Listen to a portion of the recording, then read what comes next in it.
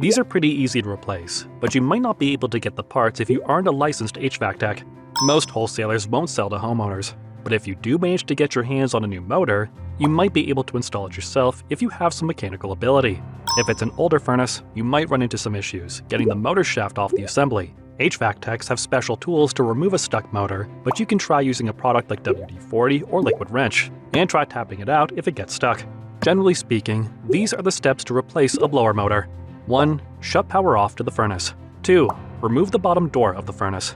3. Remove the 2 screws holding the squirrel cage blower wheel in place. Then, you will be able to pull it towards you.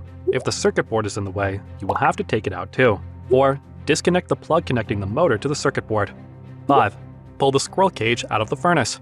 6. Loosen the screw holding the motor shaft onto the squirrel cage. This can be done with an adjustable crescent wrench.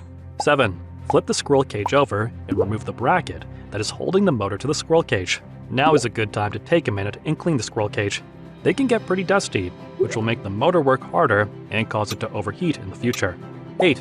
From here, all you need to do is replace the old motor with the new one. Tighten the bracket, screw the bracket back onto the squirrel cage, and adjust the motor shaft along the wheel so that it spins freely before tightening the set screw. 9. Replace the start-run capacitor. You always replace this part when you replace the motor. These are typically located right on the squirrel cage and attached with a small bracket. You need to remove the part from the bracket, remove the wires from the terminals, and install the new part exactly the same way. 10.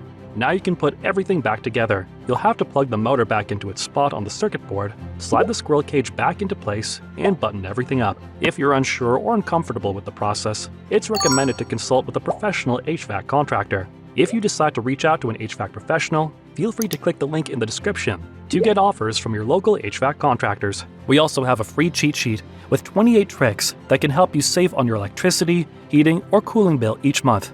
Click the link in the description to download.